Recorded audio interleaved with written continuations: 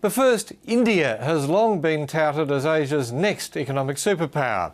However, its development is being held back by a huge shortage of basic infrastructure, a fact laid bare by last month's massive power blackout. Investment of fully $1.2 trillion is needed over the next 2 decades, 6 times current and planned spending levels.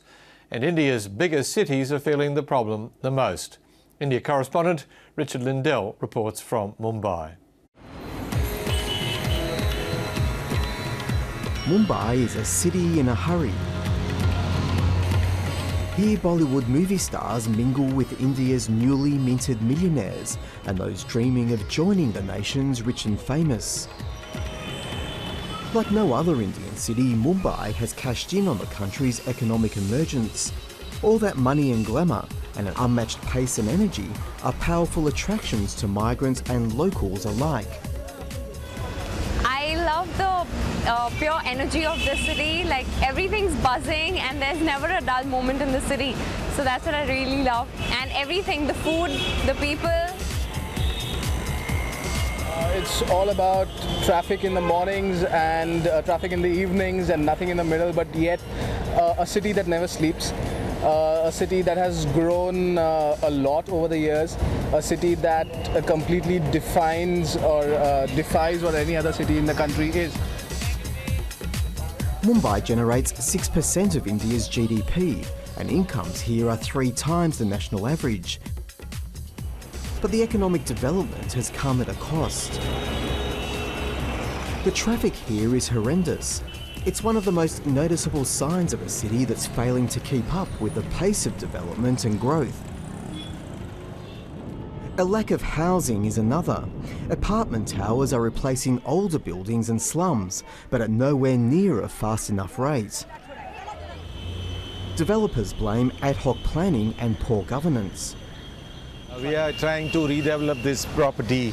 Here there were 3 buildings, occupying about 45 tenants. It's a frustration property developer Dheeraj Shah has endured firsthand.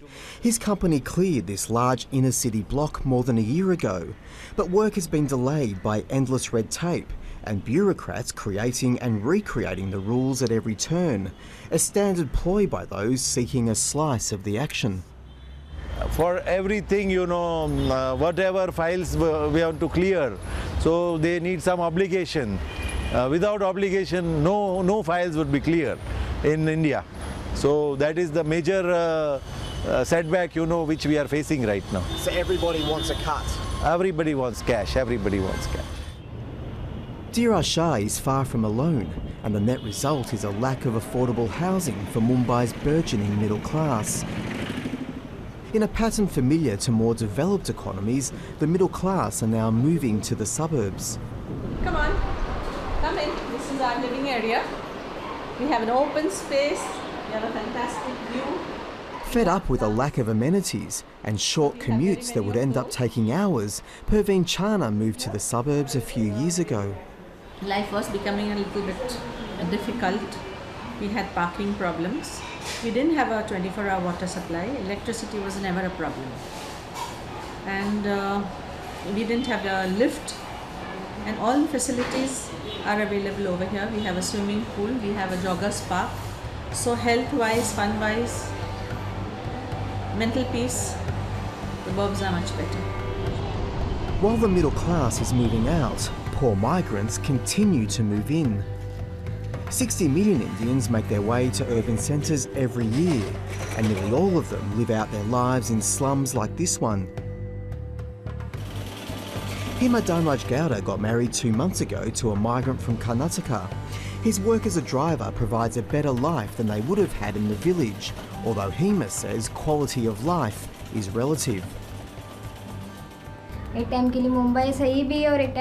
way, Mumbai is good to live in, and in a way it's not good. And the negative point is that pollution is high, which affects health. Even though it affects our health, we at least manage to get some money to live on. India will need to spend more than $1 trillion on infrastructure over the next 2 decades to meet basic needs of water, roads, public transport and affordable housing. At risk is not just the livability of major centres, but also the country's future economic growth. Consulting firm McKinsey has published a detailed report into urban infrastructure needs and found state and national governments plan to spend just 1/6 of what's required. That way our report is quite alarmist. We are saying that cities are creating 70% of your jobs, 70% of your GDP, okay, and basically the whole economic vibrancy is coming from cities. But even more than economic growth is the livability that will get affected first, which you're already beginning to see. Is the traffic jam, water issues, slum proliferation, and so on. McKinsey estimates that 90% of India is yet to be built. There is a whole set of opportunities. Obviously, there's $1.2 trillion of investment required. And even if you say conservatively, maybe we would not spend that much, you will spend 50% of it, then you'll still start spending about $600 billion of investment. Prime Minister Manmohan Singh has set a target for $1 trillion in investment over the next 5 years, but just $200 billion of that is earmarked for cities.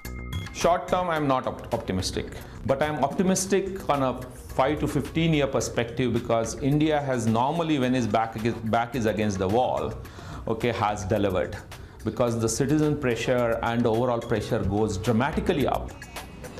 The challenge for the government will be to ensure productive investment and a break from the corrupt and inefficient practices of the past, which have become a trademark of modern India.